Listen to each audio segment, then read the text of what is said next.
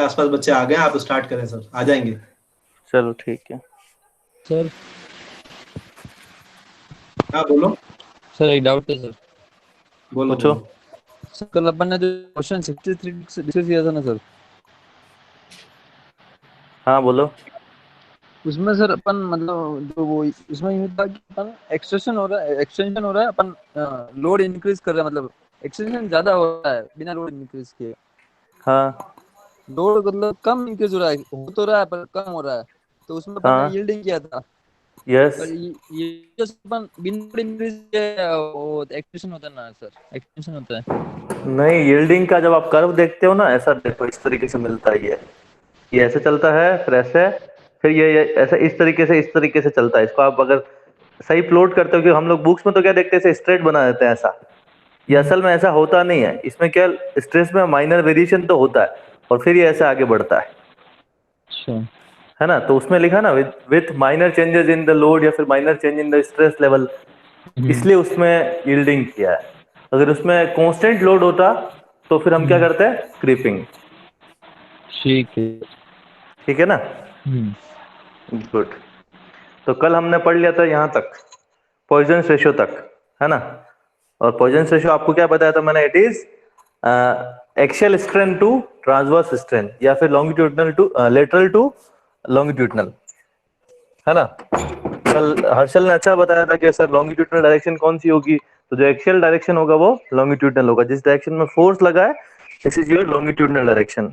तो इसकी बात करते हैं, तो ये वाला direction, this is your longitudinal direction, और this is your lateral direction, और जेड वाला भी आपका कौन सा होगा, लेटरल डायरेक्शन। तो यहां से आपको क्लियर हो गया था, और वैल्यू आपने देख ही ली थी। आपको हमेशा यही ध्यान रखनी, 0 से लेके 0.5। ठीक है, गुड। और कंक्रीट का स्पेशली याद कर लेना, it is nearly equal to 0.1 to 0.2। तो ये आपको कभी कभी पूछा जाता है एग्जाम में, आपको सीधा सीधा ध्यान रखना है। अब हम आगे आज की क्लास में चलते हैं, ये हम कर चुके हैं कल। अब आज बात करेंगे हम वॉल्यूमेट्रिक स्ट्रेन की, है ना। तो जैसे स्ट्रेन का बात करें, स्ट्रेन क्या था मेरा, change in length bye original length. वैसे अगर स्ट्रेन की, वॉल्यूमेट्रिक स्ट्रेन की बात करूं, तो वो क्या हो जाएगा, change in volume divide by original volume. तो ये आपका क्या हो जाएगा, this is your volumetric strain. यहां तक ठीक है ना। तो वॉल्यूमेट्रिक स्ट्रेन बड़ा सिंपल है। स्ट्रेन में, वॉल्यूम में जो स्ट्रेन है, it is volumetric strain change in volume divide by original volume. ठीक है, चलो।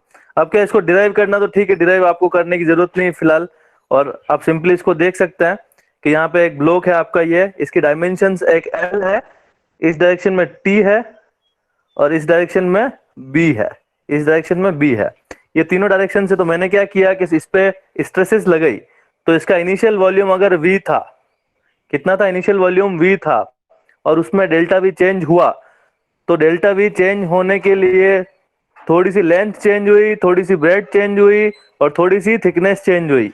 ऐसा हम लोग मैथमेटिकल रूल में हम लोग मान के चलते हैं, है ना। क्योंकि वॉल्यूम चेंज हुआ तो इन तीनों में कोई ना कोई माइनर चेंजेस होगा। तो इन तीनों को जब मैंने मल्टीप्लाई किया, ब्रैकेट को मैंने ओपन किया, तो ब्रैकेट को ओपन करने पे मुझे ये मिलता है, और सिंप्लीफिकेशन पे मुझे जो फाइनली मिलता है मैं उसकी बात करूंगा फिलहाल, क्योंकि आपके एग्जाम के लिए फिलहाल ये काफी होता है कि आपकी जो वॉल्यूमेट्रिक स्ट्रेन होती है, this is change in volume by original volume, इसको हम ईवी से लिखते हैं। ये क्या होगी आपके, strain. X direction, Y direction और Z direction, X direction, Y direction और जेड डायरेक्शन में तीनों का स्ट्रेन का सम है। ठीक। तो यहाँ पे देखो, अगर अपन बात करें इस ब्लॉक की, है ना, इस ब्लॉक की वॉल्यूमेट्रिक स्ट्रेन की बात करनी हो आपको, तो क्या बताएंगे आप, कि आपको अगर ई वी निकालना है, तो इस टी में कितना चेंज हुआ, एल में कितना चेंज हुआ, और बी में कितना चेंज हुआ, इनके रेस्पेक्ट में स्ट्रेन निकाल देंगे तीनों डायरेक्शन में, और उनका सम कर देंगे। ठीक है, तो ये ध्यान रहे। तो हम सिंपली बोलते हैं कि volumetric strain is equal to sum of strain in three orthogonal directions, that is X Y Z, है ना। ऑल डायरेक्शन भी आप बोल सकते हो उसको। अब देखो, यहाँ पे कोई कॉन्सेप्ट फिलहाल आया नहीं, इसको हम आगे यूज करेंगे। वॉल्यूमेट्रिक स्ट्रेन का ध्यान रखना, this is change in volume by original volume. अब देखो, आपको पूछता है कभी कभार, अगर आपका कोई लोडिंग ऐसा लगा हुआ है यहाँ पे, है ना, ये 2D की बात करते हैं, ये 2D, है ना। अब इसके अंदर क्या करना है आपको, वॉल्यूमेट्रिक स्ट्रेन निकालना है ये 3D बनाया था, इसको 3D है, 2D नहीं ऐसा है ना। आपके एक्स डायरेक्शन में क्या लगा हुआ है, एक्स डायरेक्शन में स्ट्रेस लगी हुई, डेट इज सिग्मा एक्स।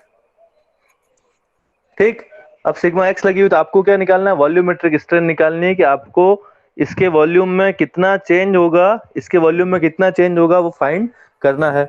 तो सिंपली हम लोग क्या करेंगे, यहाँ पे पॉइजन्स रेशियो को यूज करेंगे। कैसे, देखो कि मेरा ये तो मैं जानता हूं कि your E V is E X plus E Y plus E Z, ठीक है ना। तो यहाँ पे देखो फोर्स एक ही डायरेक्शन में लग रहा है, सिर्फ एक्स डायरेक्शन में, तो ई एक्स एक्स जो होगा, एक्स डायरेक्शन में जो स्ट्रेन है, this will be your sigma X by E. यहां तक कोई कंफ्यूजन?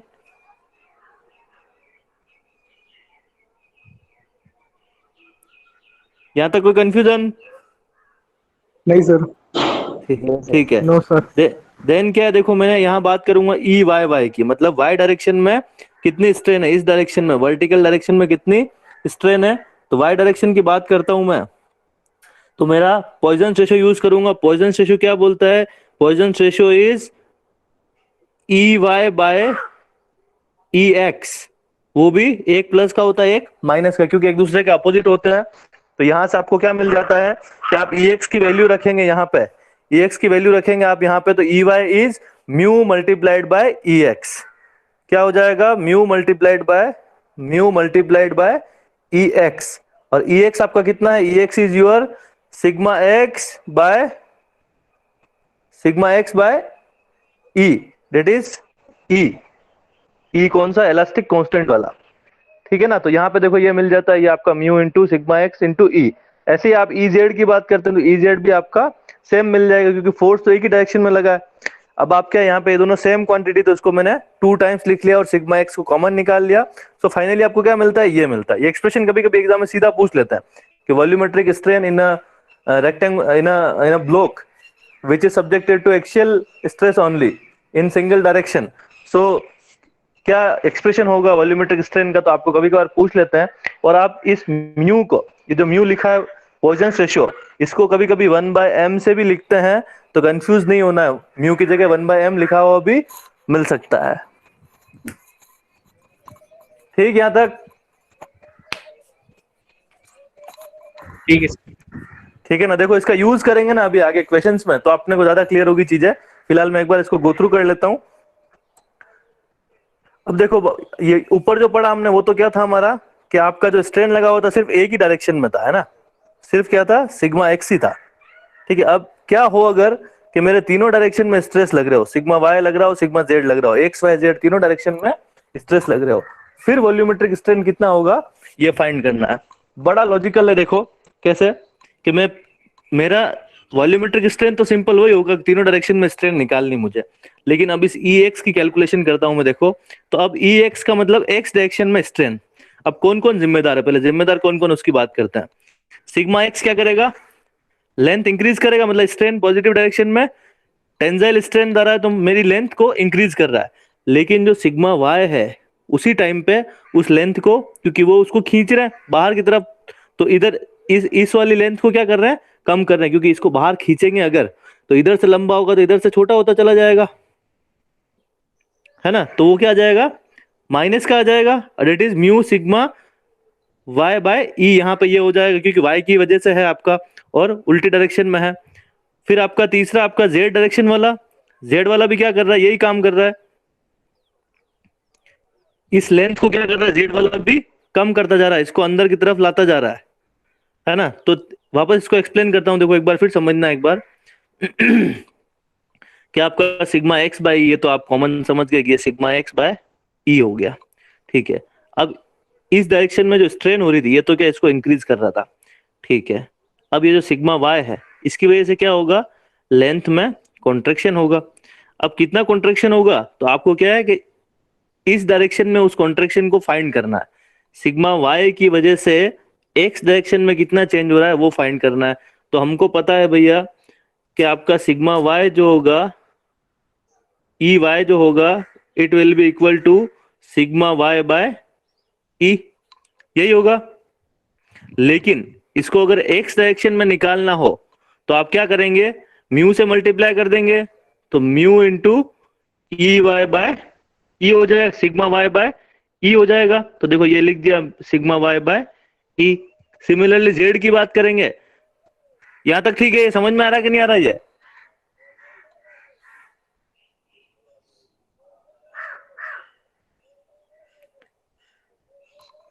ये किसी को समझ में आया कि नहीं आया? Yes sir. सर समझ में आया। Yes sir, yes sir, yes sir. ठीक है, देखो तो है ना, ये मेरे इस जैसे जैसे मैंने ई एक्स लिखा है वैसे ही अब मैं ई वाई की बात करूंगा। ई वाई में भी वाई डायरेक्शन का तो सिंपल लिया आ जाएगा, और एक्स की वजह से और जेड की वजह से, है ना, लास्ट वाला जेड की वजह से ये आपका इस तरीके से आपके वाई और जेड तीनों के एक्सप्रेशन मिल जाएंगे, तीनों डायरेक्शन में आपकी स्ट्रेंथ मिल गई।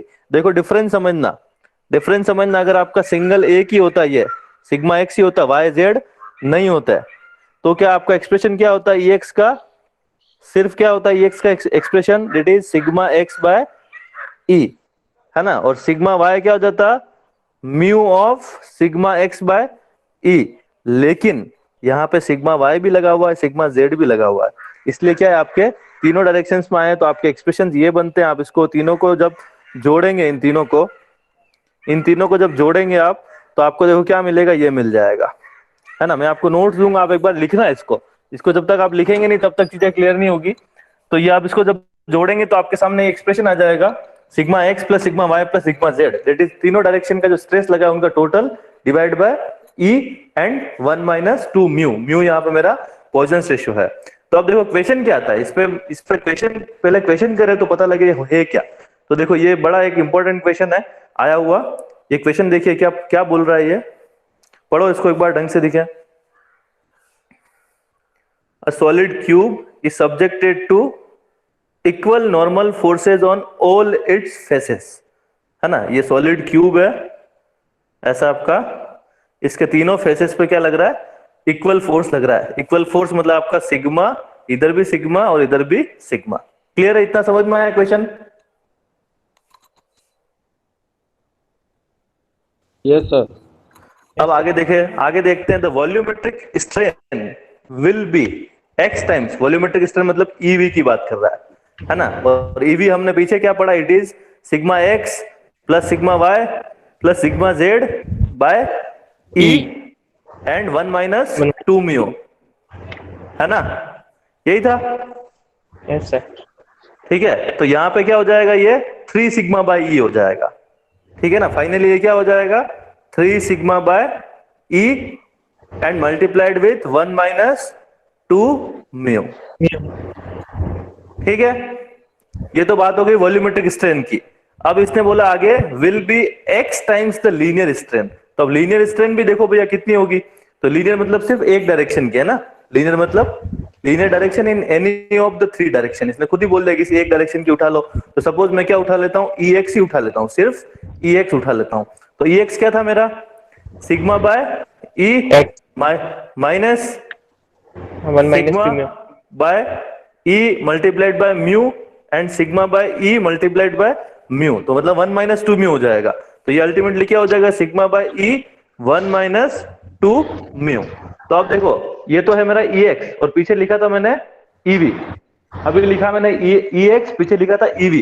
डिफरेंस क्या है? सिर्फ इसमें तो यहाँ पे ये एक्सप्रेशन है और वहां पे 3 एक्स्ट्रा था। क्या एक्स्ट्रा था? 3 एक्स्ट्रा था। तो इसका आंसर क्या हो जाएगा अपना? x equal to 3।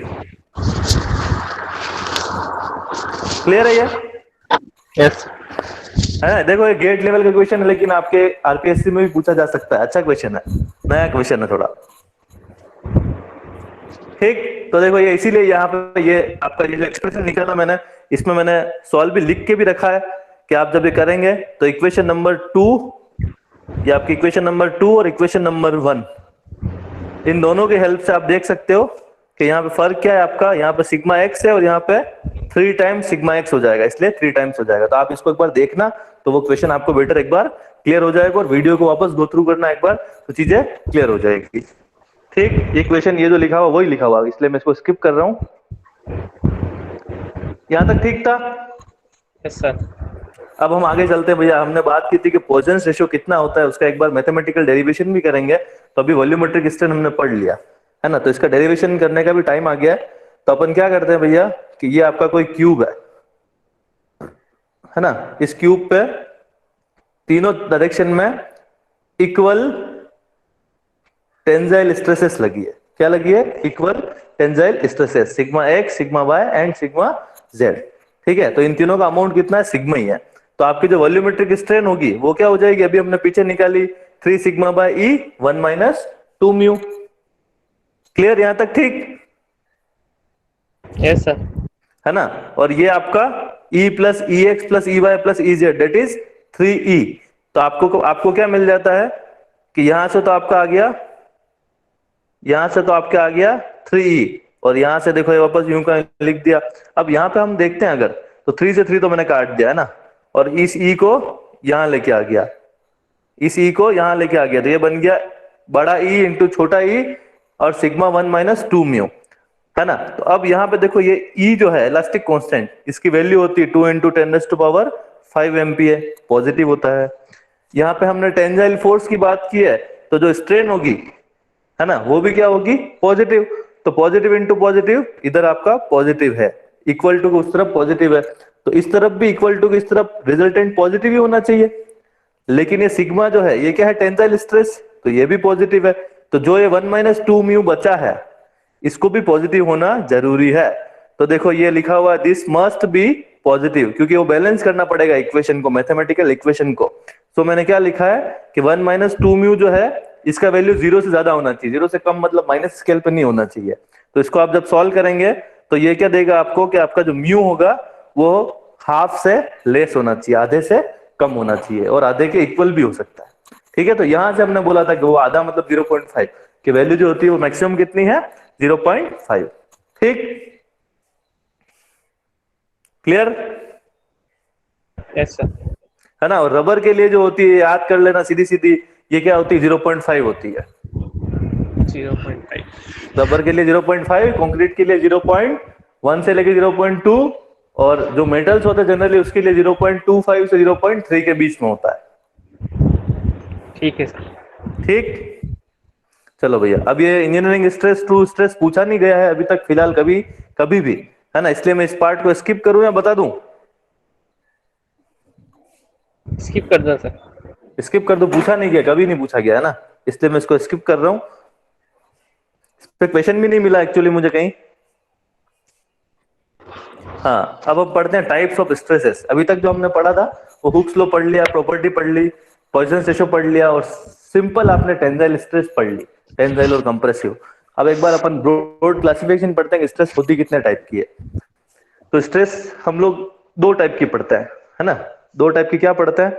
एक होती है नॉर्मल स्ट्रेस और दूसरी होती है शियर स्ट्रेस। दुनिया में 2 ही टाइप की स्ट्रेस होती है, नॉर्मल स्ट्रेस और शियर स्ट्रेस मेनली, है ना। अब नॉर्मल स्ट्रेस में अपन पढ़ते हैं, नॉर्मल का मतलब क्या? नॉर्मल का मतलब आपको सबको पता, नॉर्मल मतलब anything which is perpendicular to a plane, है ना। कोई भी डायरेक्शन जो किसी एक प्लेन के परपेंडिकुलर, उसको हम बोलते हैं नॉर्मल टू द एक्सिस, है ना। तो यहाँ नॉर्मल स्ट्रेस की बात हो रही है। तो नॉर्मल स्ट्रेस मतलब अभी जो हमने पढ़ा था, ये पढ़ा था ऐसा देखो, है ना। तो ये इसका ये जो प्लेन है ट्रांसवर्स प्लेन, इसके नॉर्मल लगी हुई है, तो ये सारी जो स्ट्रेस है वो इस तरीके से लगी हुई है।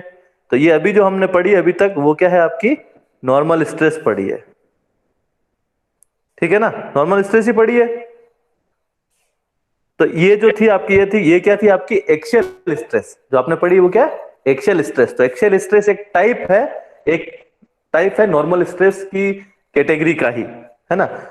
तो ये आपकी थी वो डायरेक्ट स्ट्रेस या एक्सियल स्ट्रेस आपने पढ़ ली। अब दूसरा है इसका बियरिंग स्ट्रेस। बियरिंग स्ट्रेस क्या होता है? कुछ नहीं, देखो हम लोग जब कंक्रीट पढ़ते हैं तो वहां पे फुटिंग के ऊपर ऐसे कॉलम रखा होता है ना। तो ये जिस एरिया में कॉलम का जो एरिया इस फुटिंग पे सपोर्टेड होता है, वहां पे क्या होता है? इसकी वजह से बियरिंग कंप्रेशन आता है ना, ऊपर से तो वेट आ रहा है और नीचे से रिएक्शन लगेगी, तो यहाँ पे इस तरीके से उस पर्टिकुलर छोटी सी जगह पे इस तरीके से स्ट्रेसेस जनरेट होती है, या इनको अपन क्या बोलते हैं? Bearing stress. लेकिन ये सारी इस प्लेन के परपेंडिकुलर है, तो ये भी नॉर्मल स्ट्रेस की कैटेगरी में आ गई। ठीक, अब तीसरी होती है बेंडिंग स्ट्रेस, है ना। बेंडिंग स्ट्रेस का मतलब ये है कि आपकी जो बीम होती है, ये आपकी बीम होती है, ये सपोर्ट्स होते हैं, इस पे लोड लगता है बाहर से इस पे लोड लग जाता है तो क्या होता है, ये इस तरीके से डिफॉर्म हो जाती है, ये ऐसे डिफॉर्म हो जाती है, ऐसे डिफॉर्म होती है तो क्या है, नीचे वाला जो एरिया है यहाँ आता है टेंशन और ऊपर वाला एरिया में आता है कंप्रेशन। एग्री करते हो यहाँ पे, यही होता है हाँ सर। हर से यही होता है क्या? Yes sir. सर एक बार अभी बताइए। हाँ क्या बोल रहे हो, बोलो, आवाज नहीं आई वापस बताऊं? अभी आ रही है ना आवाज, अभी आ रही है? सर? बिल्कुल। ठीक है, देखो अभी देखो, ये बता रहा था मैं कि आपका जो बीम होता है ना, ये मैंने लाल कलर से जो बनाया है, कोई बीम है, इस पे लोड लगाया मैंने, पीले कलर का है लोड, तो इसका डिफ्लेक्टेड शेप बनता है ऐसा, है ना। और इस टाइप की लोडिंग को हम क्या बोलते हैं, दिस इज फ्लेक्सुरल लोडिंग। मैंने आप पहले दिन लोडिंग के टाइप पढ़ाया था, तो ये कौन सी लोडिंग है, फ्लेक्सुरल Yes, लोडिंग है ना। तो Flexural इसमें क्या होगा, नीचे वाला जो सरफेस है ये वाला, इसमें जाएगा टेंशन, ऊपर वाले में आएगा कंप्रेशन, है ना। तो इसमें स्ट्रेस का वेरिएशन कैसे होगा कि बीच में एक ऐसी ऐसी लाइन होगी, इसमें ऐसा प्लेन होगा जिसमें स्ट्रेस कितना होगा, 0 होगा, है ना, जिसको हम बोलते हैं न्यूट्रल एक्सिस, है ना। तो इसका स्ट्रेस डायग्राम जो बनाते हैं तो ऐसा बनता है कुछ इस तरीके से कि सेंटर में यहाँ पे वैल्यू 0 होगी, फिर बढ़ते बढ़ते बढ़ते बढ़ती जाएगी, और नीचे भी टेंशन की बढ़ते बढ़ते जो फाइनल एंड एरिया है, ये कोने वाला एरिया, लास्ट लेयर, यहाँ पे मैक्सिमम होगी। तो टेंशन भी है, कंप्रेशन भी है, ऊपर कंप्रेशन नीचे टेंशन। तो इस केस में क्या आपकी जो स्ट्रेसेस लगती है वो भी क्या है आपकी ऑलमोस्ट, अगर ये बीम का कोई क्रॉस सेक्शन लिया हमने, ये है ना जो यहाँ दिखा रखा है, तो यहाँ पे जो स्ट्रेसेस आनी है इसके अंदर, वो भी कैसी आएगी, इस प्लेन के, ये हमने प्लेन है, इस प्लेन के क्या होगी, वो सारी नॉर्मल होगी, चाहे उनका अमाउंट में वेरिएशन होगा लेकिन होगी क्या, वो नॉर्मल। तो इसको भी हम नॉर्मल स्ट्रेसेस की कैटेगरी में ही रखते हैं। तो नॉर्मल स्ट्रेस में 3 पढ़ी हमने, एक तो एक्सियल स्ट्रेस या डायरेक्ट स्ट्रेस जो हमने सिंपल फर्स्ट चैप्टर से पढ़ना चालू किया अभी हमने, दूसरा आपका बियरिंग स्ट्रेस जो कोई एक मास रखा है दूसरे के ऊपर, जैसे कॉलम रखा है फुटिंग के ऊपर तो बियरिंग ले रहा है वहां पे, और तीसरा आपका बेंडिंग स्ट्रेस। तीनों नॉर्मल स्ट्रेसेस है, तो ये ध्यान रखना आप। उसके बाद बेंडिंग की इक्वेशन है, ये आपको ध्यान, आपको पढ़ाऊंगा वैसे तो मैं आगे, फिर भी एक बार नजर डाल लो उसके ऊपर कि m/y is equals to sigma b/r, y is equals to e/r। एक बार सिर्फ नजर डाल लो, आगे करवाऊंगा मैं पूरी, हर एक टर्म को भी एक्सप्लेन करूंगा आगे मैं उस चैप्टर में, बेंडिंग वाला चैप्टर में। अब दूसरे टाइप की स्ट्रेस, शियर स्ट्रेस, है ना। अब शियर स्ट्रेस समझना, देखो ये आपका कोई बॉक्स है ना, ये कोई बॉक्स है, अगर मैंने स्ट्रेस ऐसे लगाई कि वो एक दूसरे की जो लाइन ऑफ एक्शन है, जो लाइन ऑफ एक्शन है मेरा, वो एक दूसरे से क्रॉस कर रहा है, जैसा अभी बनाया मैंने, है ना, एक दूसरे के लाइन ऑफ एक्सिस से क्रॉस कर रही है, अपोजिट डायरेक्शन में क्रॉस कर रही है, ये क्या हो गई आपकी एक्सियल स्ट्रेस। एक्सियल स्ट्रेस है ना, क्या हो गई, एक्सियल स्ट्रेस। लेकिन अब मैं क्या करूं, अगर अभी देखो मैंने दूसरे पेन से बना रहा हूं, आपकी रेड से बना रहा हूं ना अभी, कि एक तो यही रहे और दूसरा ये लग जाए, है ना, जो रेड से बनाया, एक तो ये रेड वाला हो जाए और एक ये वाला हो जाए। तो इसका मतलब क्या है कि इस ब्लॉक पे क्या लगा हुआ है, शियर फोर्स। शियर फोर्स वो होते हैं, शियर का मतलब दो अपोजिट डायरेक्शन में फोर्सेज हो और एक दूसरे से कट नहीं करे, एक दूसरे के पैरेलल हो, है ना, उनके बीच में कुछ पर्टिकुलर डिस्टेंस हो, तो ये इस टाइप का जो फोर्स है उसको शियर फोर्स बोलेंगे, इस टाइप की कोई एक्शन है उसको शियर बोलेंगे, और स्ट्रेस जनरेट होगी तो उनको शियर स्ट्रेस बोलेंगे, है ना। तो आप क्या करते हैं, कोई डब्बा होता है, इसको इधर से जब फोर्स लगाते हैं तो ये क्या होता है, इस तरीके से बेंट हो जाता है, इस तरीके से, है ना। तो आपने क्या किया, नीचे से तो ये जड़ पकड़ा हुआ है, तो आप इधर फोर्स लगा रहे हैं तो ग्राउंड इस पे इधर फोर्स लगा रहा है, तो इस पे क्या हो रहा है, अल्टीमेटली शियर का एक्शन हो रहा है। ठीक है, एक एग्जांपल और समझते हैं अपना, कि आपने देखा होगा इस तरीके से हम जॉइंट्स बनाते हैं ना। आप ट्रेन देखी, ट्रेन आपने ये ट्रेन देखी होगी, ये ट्रेन के अलावा आप जब ट्रैक्टर की ट्रॉली अटैच करते हो, है ना, या कोई भी कनेक्शन, स्टील का कोई भी कनेक्शन देखो, कनेक्शन जनरली क्या होता है कि ये वाला पोर्शन दीवार से हिंज एकदम सटा हुआ होता है, जिसमें 2 प्लेटें होती है ऐसी, और उसके बीच में हम तीसरी प्लेट डालते हैं, और यहाँ पे क्या करते हैं हम लोग, एक नट बोल्ट लगा देते हैं, यही करते हैं, अच्छा है ना। तो अब यहाँ पे इस नट को अलग, अगर इस बोल्ट को अलग से देखो, अगर इस बोल्ट को अलग से देखो आप, ये देखो ये बोल्ट लगा दिया मैंने, इस बोल्ट को अगर अलग से देखोगे आप तो देखो इस पे लग रहा है इस डायरेक्शन में, यहाँ पे इस पर्टिकुलर डायरेक्शन में यहाँ फोर्स लग रहा है इस जगह पे, इस वाली लाइन पे। फिर आपका ये इस वाले का इस तरीके से लग रहा है और इसका फिर इस तरीके से। तो देखो तीनों आपस में कट नहीं कर रहा है ना। तो ये दो तीनों एक दूसरे के क्या है, पैरेलल है और कट नहीं कर रहे हैं और अपोजिट है। तो ये क्या शियर की कंडीशन बन गई। तो यहाँ पे देखो 1 2, फिर वापस अगेन 1 और 2।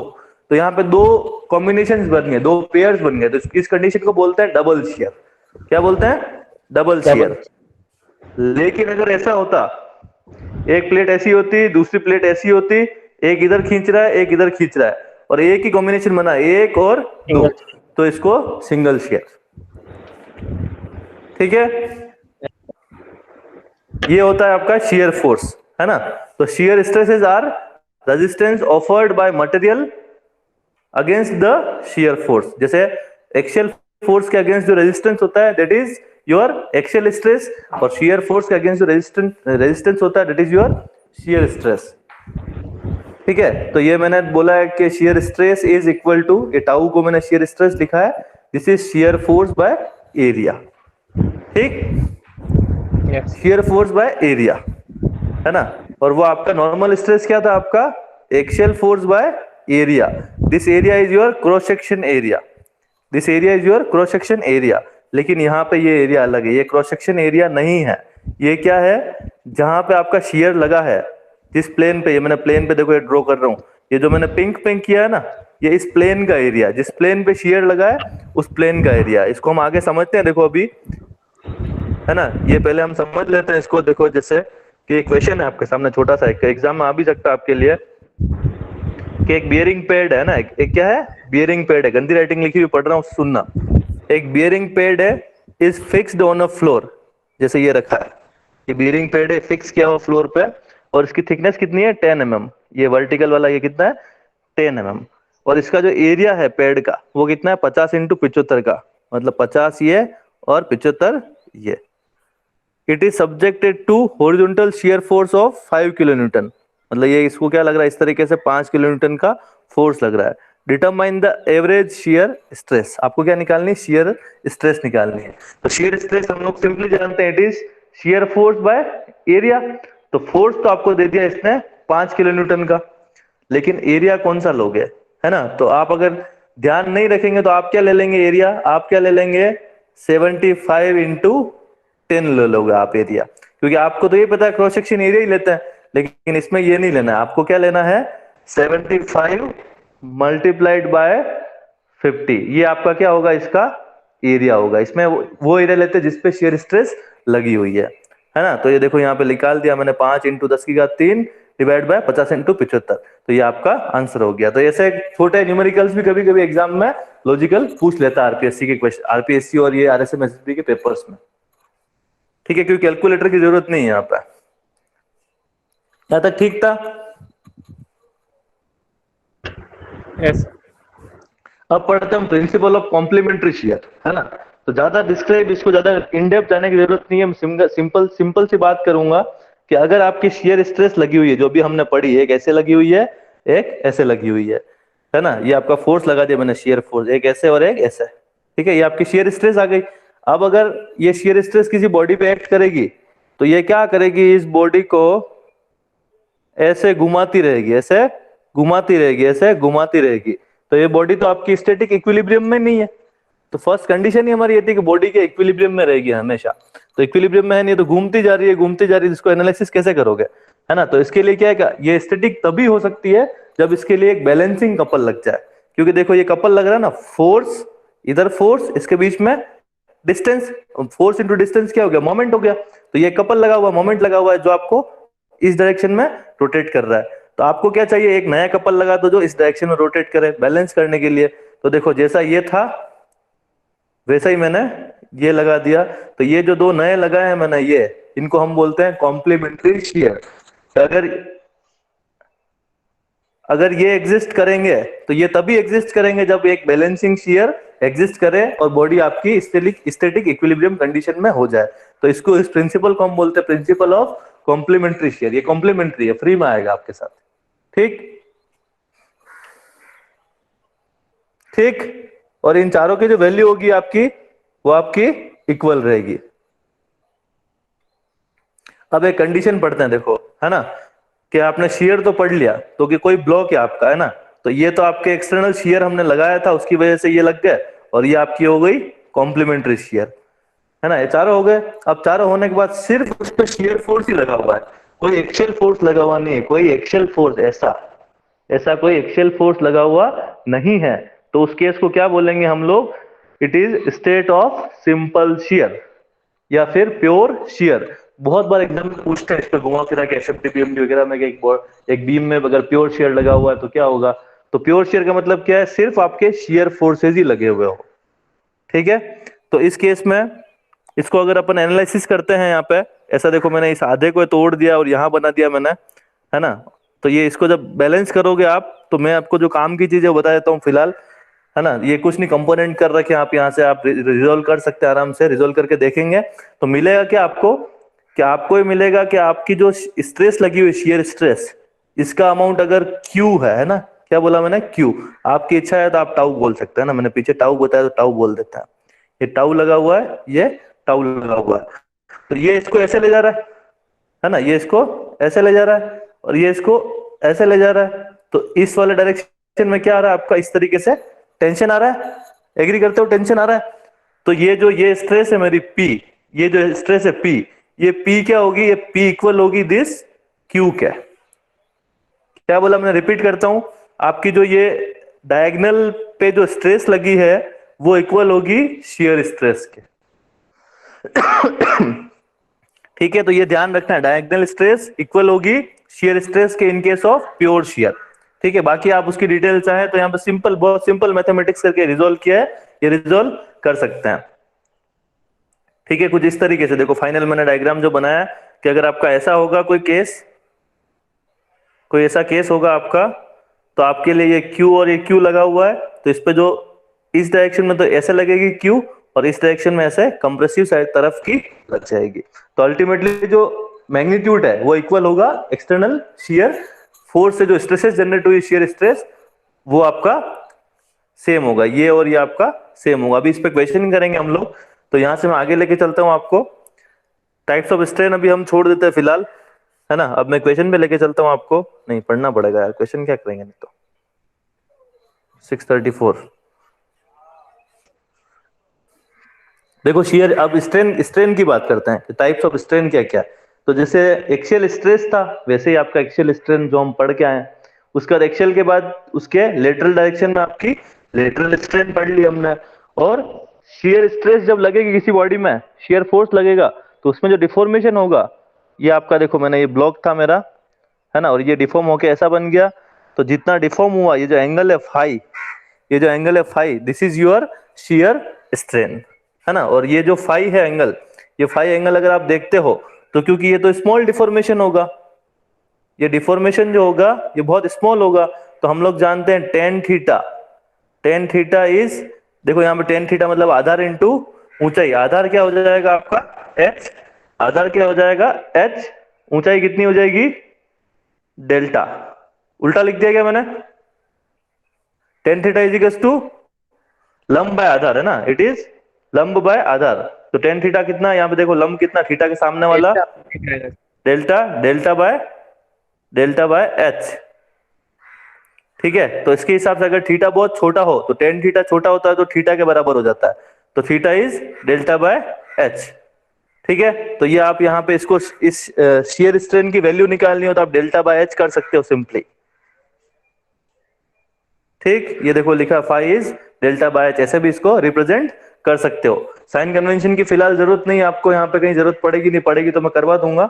एक सबसे इंपॉर्टेंट क्वेश्चन जो एग्जाम में बहुत बार पूछा जाता है, वो ये पूछा जाता है, विजिबल स्क्रीन दिख रही है? Yes sir.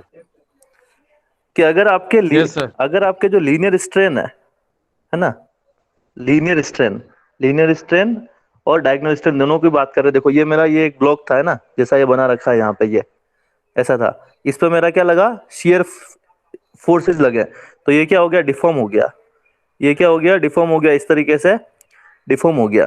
तो डिफॉर्म हुआ तो इसमें यहाँ पे जो एंगल बना, इसको तो हम बोलते हैं हमारी shear strain that is phi। लेकिन अगर इसको इस डायरेक्शन में देखें, ऐसे डायगोनल के डायरेक्शन में, पहले ऐसा था और अभी कैसा हो गया, ऐसा, तो लेंथ में इंक्रीज हुआ है क्या यहाँ पे? हाँ सर। है ना, लेंथ में स्लाइट इंक्रीज हुआ है। तो हम लोग क्या करते हैं कि ये जो फाई है शेयर स्ट्रेन, इसको जो इंक्रीज इन लेंथ हुआ है डायगोनल का, इससे रिलेट करेंगे। तो रिलेट करेंगे तो जो रिलेशन है वो क्या है आपका, कि आपकी जो डायगोनल स्ट्रेन है, जो आपकी डायगोनल स्ट्रेन है, इसके मुकाबले इसकी लेंथ कितनी ज्यादा है, that is your diagonal strain, है ना।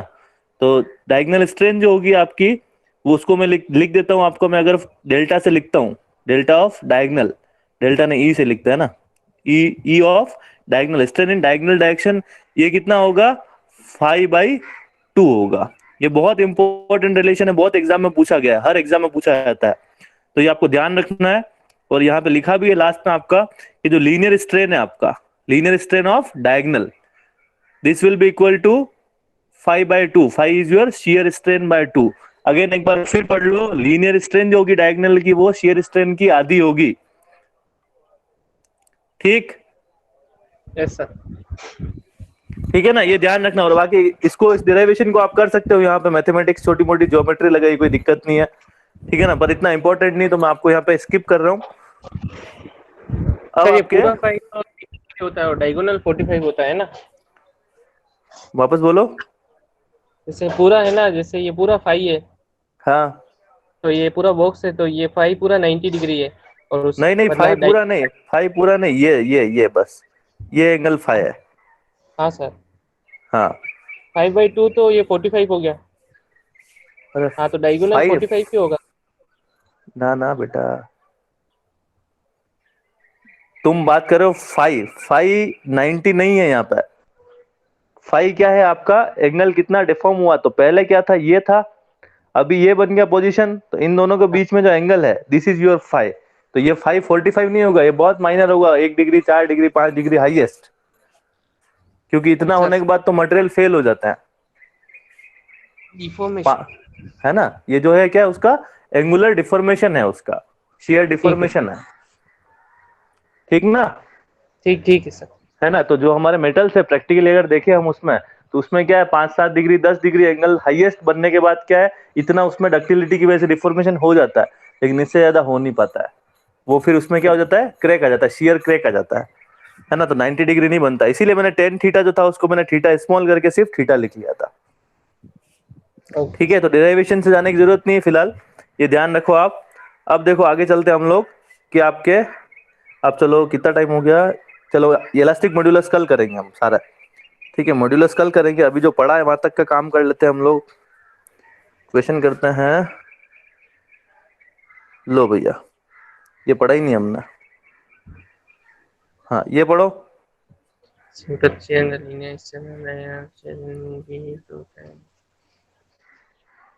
A square block is subjected to state of simple shear। मतलब क्या कह रहा है भैया, ऐसा ऐसा ऐसा ऐसा और ऐसा, ठीक है। तो इस केस में जो लीनियर स्ट्रेन होगी of diagonal, linear strain of this diagonal, वो आपकी शियर स्ट्रेंथ से क्या रिलेशन है, तो शियर स्ट्रेंथ से देखोगे तो वो क्या, हाफ ऑफ शियर स्ट्रेंथ। तो आंसर क्या होगा, सी। देखो डायरेक्ट क्वेश्चन आ रखा है ना। हाँ सर। ठीक, समझ में आया सबको? Yes sir.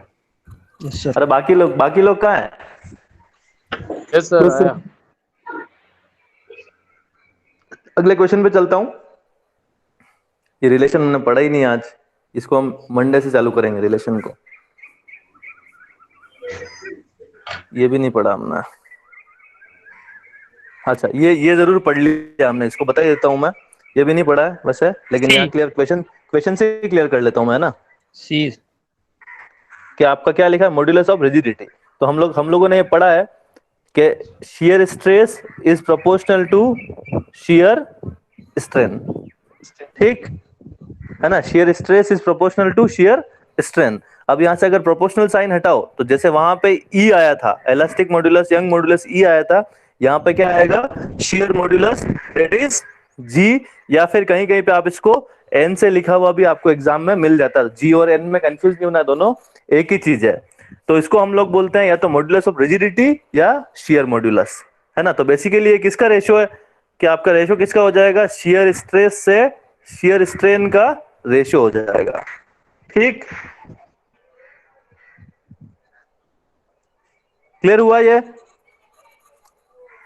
हाँ ठीक है, इसको अभी देखो मैं कराऊंगा, अभी आपको मैं जब मॉड्यूलस डिराइव कराऊंगा नेक्स्ट लेक्चर में, तो इनको मैं वापस करवा दूंगा आपको। ये आपके क्वेश्चन आया नहीं अभी तक।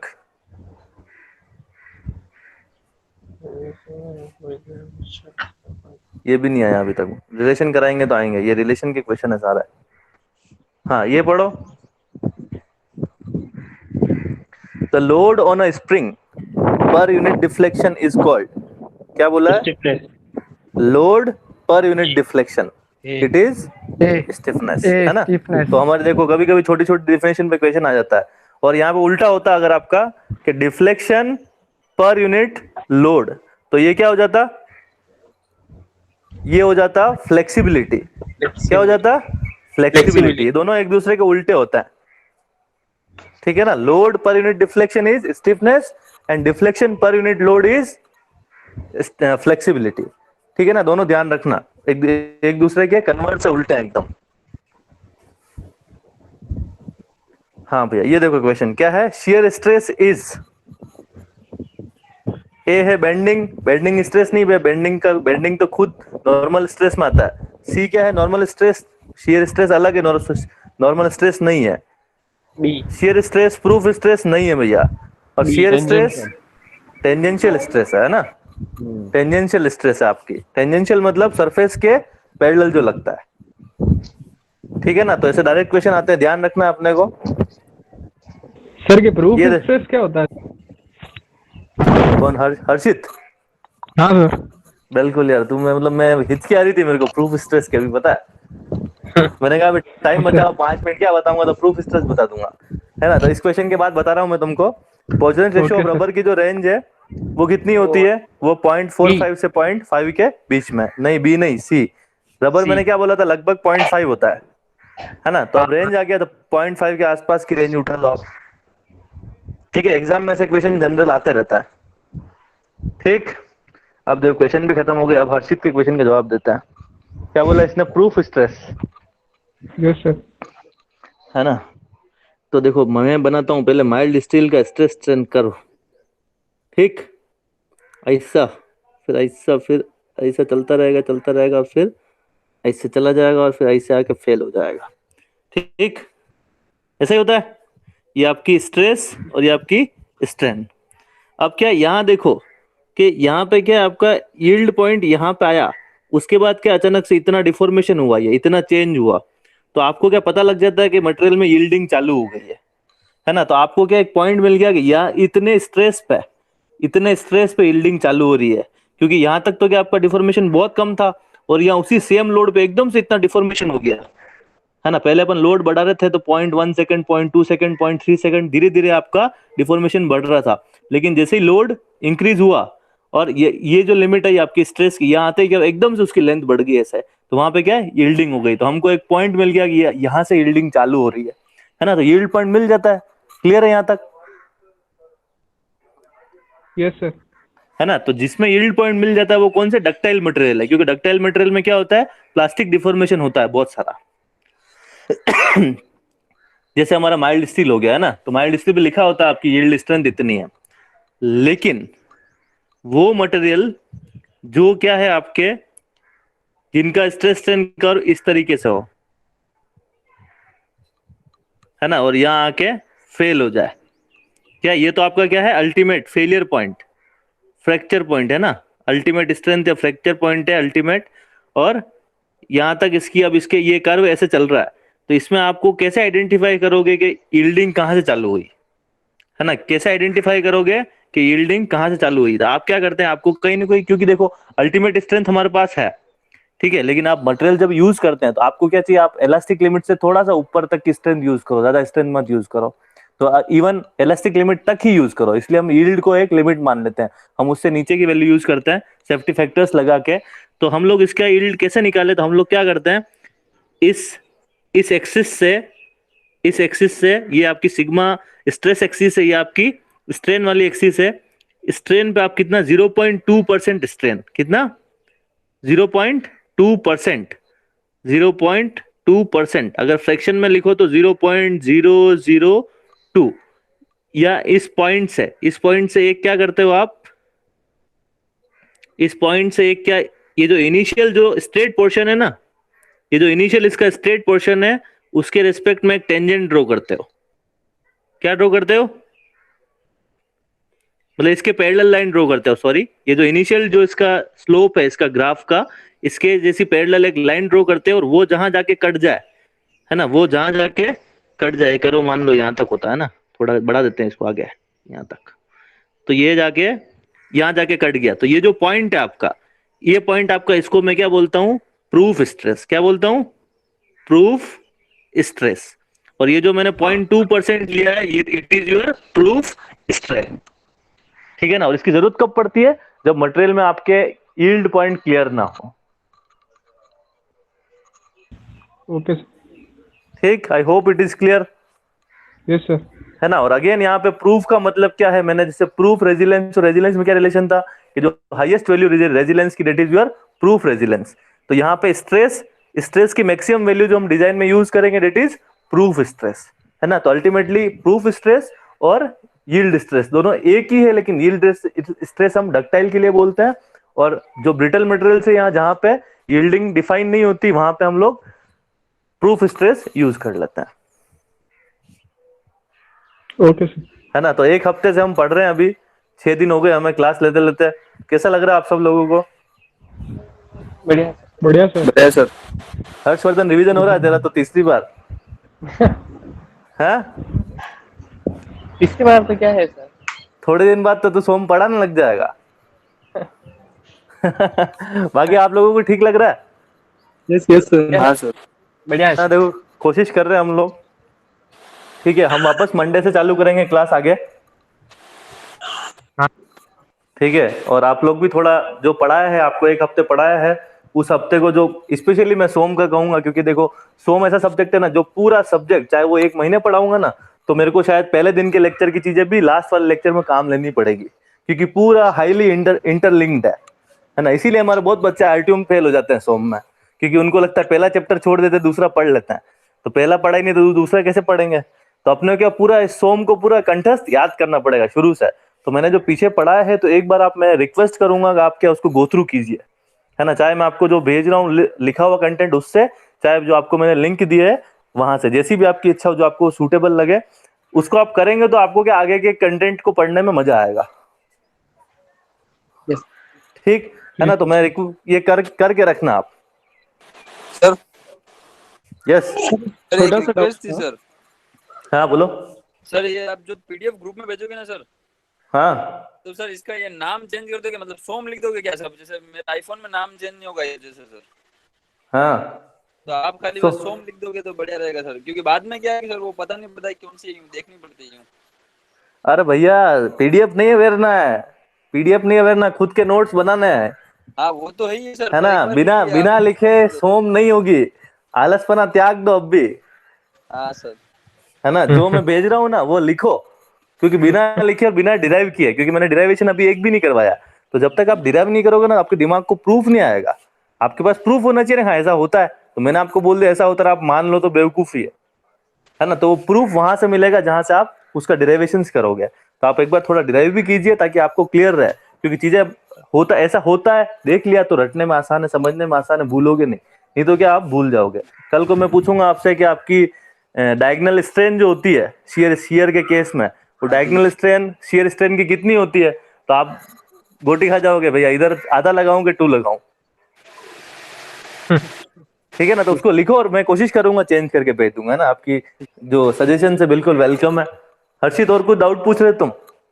जी सर, नहीं सर। छोटा सा डाउट था। पूछो। जी सर, यहाँ पे हमने एक क्वेश्चन किया था प्योर शेयर वाला, यस, जहाँ पर P is equal to Q था, यस, तो वहाँ पर P जो है वो हमारा नॉर्मल स्ट्रेस हुआ ना। देखो मैं अगेन ड्रॉ कर देता हूँ यहाँ पे।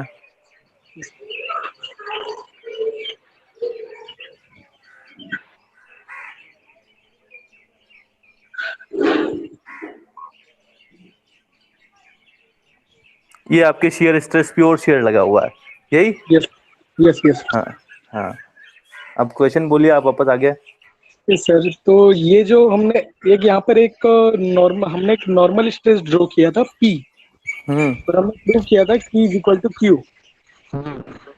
Yes sir. तो सर मेरा डाउट ये था कि जो पी है मेरा नॉर्मल स्ट्रेस है सर, हाँ, जनरली क्या होता है कि नॉर्मल स्ट्रेस पर शियर स्ट्रेस 0 होता है, लेकिन इस नो कंडीशन में ये normal stress is equal to shear stress आ रहा था।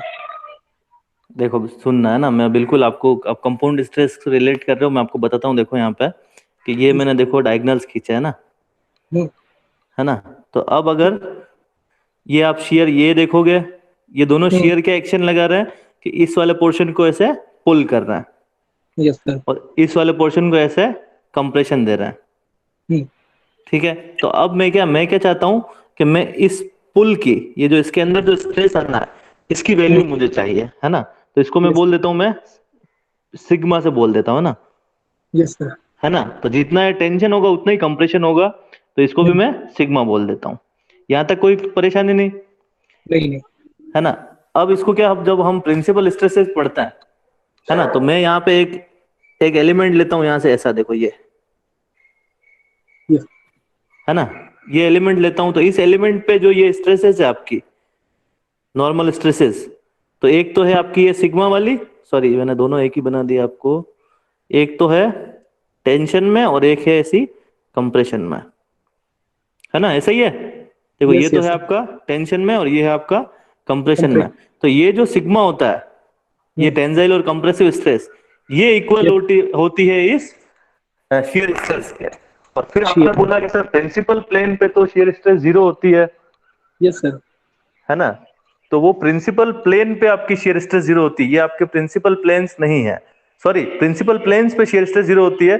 तो ये जो प्लेन है आपके, ये यस सर। है ना, ये आपके क्या है, प्रिंसिपल प्लेन यस सर। है ना। इसलिए इसलिए इस पे जो जो एक्सियल स्ट्रेस का वैल्यू नॉर्मल स्ट्रेस का, वो यस मैक्सिमम है, और वो मैक्सिमम कितना है, कितना है वो सिग्मा। तो इसको हम यस। उसमें कंपाउंड स्ट्रेस में बेटर डिराइव भी करेंगे पूरा कंपोनेंट्स वगैरह लेके, तो वहां मैं इसको एक बार इसकी पिक्चर और क्लियर कर दूंगा, ओके ओके।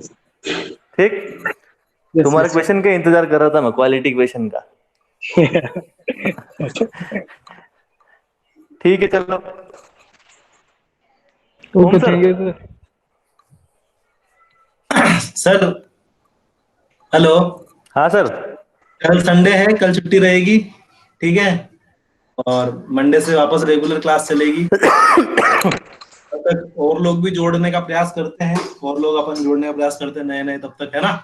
आप लोगों के भी कोई जान पहचान वाले हो जो लाभ लेना चाहें तो ले सकते हैं, ठीक है। देखो अब आपने आपने पूरा एक हफ्ता पढ़ा हमसे, जो नए लोग के एटलीस्ट जैसे शिव नारायण हो गया, है ना, और मयंक मयंक तो हमारा ब्रिलियंट स्टूडेंट है वैसे ही हमारा अच्छा, और उसके बाद नरेंद्र हो गया, राजेश जी हो गए, उज्जवल हो गया, है ना। तो आप लोग एक हफ्ते से पढ़ रहे हैं, तो आप लोग हमें इतना ही रिवार्ड दे सकते हैं कि आप हमारा जो क्लासेस चल रही है, इस मैसेज को थोड़ा सा ब्रॉडकास्ट करें अपने जो भी सोशल मीडिया प्लेटफॉर्म्स है या अपने दोस्तों के साथ। तो बहुत मतलब जैसे मेहरबानी की तरह होगा, है ना, क्योंकि हम लोग इस कम्युनिटी को बड़ी करें थोड़ा, क्योंकि हम लोग एफर्ट कर रहे हैं, कुछ एफर्ट किसी आउटपुट के लिए, तो आप भी थोड़ी हेल्प कीजिए हमारी, और हम आपके आगे के लेक्चर्स और अच्छे से अरेंज करके लेके आएंगे। ठीक है सभी को। और किसी को कोई बात करनी है 2-5 मिनट तो बात कर सकता है, रुक सकता है। राजेश जी। हाँ जी सर। बोलिए। हर्षल जी। चल रहा है, थोड़ा पढ़ना चालू कर दो यार। क्या स्टार्ट ही है सर। हर्षल जी आपके एनआईटी में हो क्या? अरे ये सर मेरे एनआईटी अगरतला में है ये, और मेरे गाइड जो था ना देवदुलाल सर, उनका फेवरेट है ये, जैसे मैं था वैसे ही। एनआईटी में अच्छे ही पढ़ रहे हैं। नरेंद्र पढ़ रहा नहीं पढ़ रहा? नरेंद्र ने काफी अच्छी तैयारी की थी। पढ़ रहा हूँ सरोज। शिवनारायण भी पढ़ रहा है। जी सर। हाँ सर चल रहा है। शिवनारायण भी पढ़ रहा है। शिवनारायण हाँ सर। चलो बढ़िया। हर्षवर्धन भी बढ़िया पढ़ाई कर रहा है, थोड़ी बहुत अच्छी है यार। देखो शिव नारायण नरेंद्र, अभी लग जाओ पढ़ाई में, अभी मिल गया तो मिल गया, नहीं तो क्या फिर नौकरी पाना मुश्किल हो जाएगा। हाँ सर। जमाना खराब आ रहा है। ठीक है, थोड़ी तैयारी अच्छे से करो यार। क्या हर्षवर्धन अपने भी बीटेक में लेनी है क्या? आपने नहीं करनी बीटेक एक बार तो क्या? ठीक है नहीं करनी सर। है ना? अरे ये हर्षवर्धन का तो मैंने फोटो बनाना शुरू कर दिया सर पहले से ही। लड़ाओ मत सर इनको, ये मेहनत नहीं करेंगे सर क्या? नहीं मेहनत करते हैं, हर्षवर्धन करता है सही मेहनत। कह रहे हैं सर। हाँ मैंने सर नोट किया है सर, मैंने जैसे मैंने ये इसने कोचिंग पे पढ़ लिया है ना, टेस्ट दे दिया इसने, सबसे हाईएस्ट मार्क्स जो आए थे सोम के टेस्ट में उसके आए थे, ठीक है। उसके बाद इसने मैंने क्लास में जब पढ़ाया तो कॉलेज में भी पढ़ा है, उसके बाद मैं अभी ऑनलाइन क्लासेस में मैंने पढ़ा है वो भी पढ़ा है, और फिर तो भी अभी तक सोम पढ़ रहा है वापस से। तो ये मतलब जो आता है यार, जिसको लगता है सोम आती है, तो आपको खुद को ही नहीं आती पूरी सोम, क्यों? सोम तो यार क्यों जितना पढ़ो उतना कम है। ये सोम यार 10-20 बार कॉन्सेप्ट रिवाइज करने पड़ते हैं। मैं ट्रांसपोर्टेशन में खुद को नहीं आती ट्रांसपोर्ट, क्योंकि एक फील्ड होता है, एक जगह होती है, आप स्पेसिफाइड होकर उतना कर लेते हो। बहुत मेहनत जगदीश सर ने भी 1.5 साल दिए हैं अपने, तब जाके उनको सोम इतनी अच्छी हुई है, क्यों? और क्या सर, टेस्ट में बढ़िया नंबर नहीं आया। और नहीं कमी थे नंबर, कहाँ बढ़िया थे यार, 40 पे 48। हाँ वही कह रहा हूँ ना, कुछ नहीं होते सर। 80 कमी है यार क्या? हाँ 70-75 तक होते तो बात होती सर। है राजेश जी, मिलते हैं अपन जल्दी क्या? अभी अगर होता है तो जो वीकेंड वाला जो हमारा बैच चलता है 5-6 बच्चों का, तो हम शायद उसे स्टार्ट करेंगे, तो आप देख लीजिएगा जैसा भी हो क्या।